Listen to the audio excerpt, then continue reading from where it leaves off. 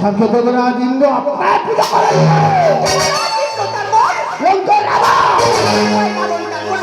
গোকুলে কৃষ্ণচন্দ্র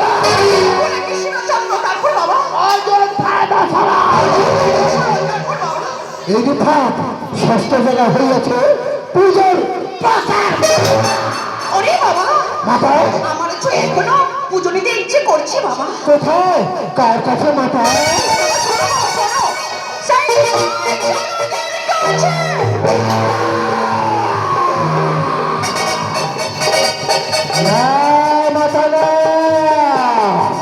ওই দিদা অন্তিমা পরে নিষ্ঠুর ভাবে না যাবেন তার বাসে আর মধ্য মাঝে পাবে পূজা যেতে বাচ্চা দেশে।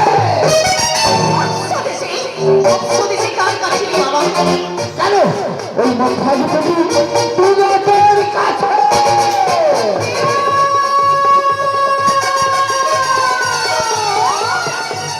ওরে বাবা, ওই বিরাট যে সর্বভক্ত ও কি করিবে এই দেবীর রামাচরণে পুষ্পাঞ্জলি।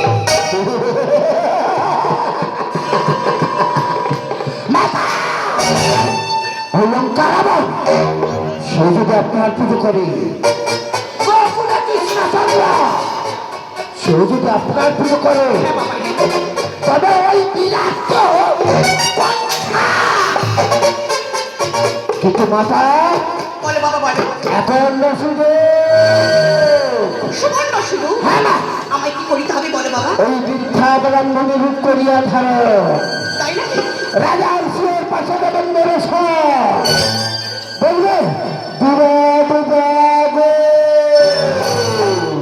দূরে ডুবে গো যতক্ষণ কাছে তুই অর্থাৎ এই চরম তলে লুটিয়ে পড়বে।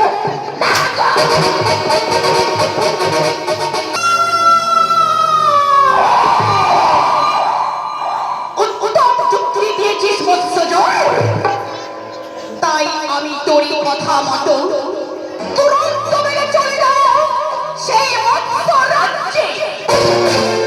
মৎস্য রাজ্যে গিয়ে মৎস্যকে বিহারীকে দেখে আসবো আমি স্বপ্ন। আমার মন আশা করি পূরণ। আমারই নাম অম্ভরণী কন্যা, নাম মম সীতা।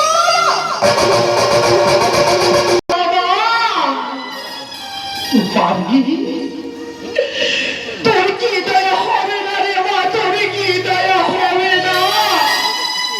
ওরে মা, প্রথমে চিন্তাস রে মা। ওরে মা, দিনা মা দিনা আমার এটাকে তুই একটু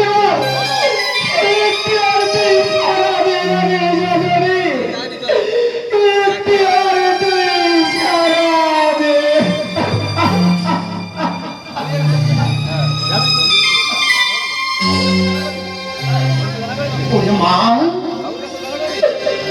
আমি যে তন্ত্র মন্ত্র কিছু জানি না রে মা।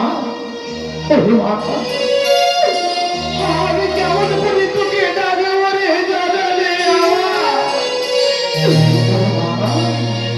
জানিস মা জানিস, আমার যে একটা কথা বড্ড জানতে ইচ্ছে করে রে মা।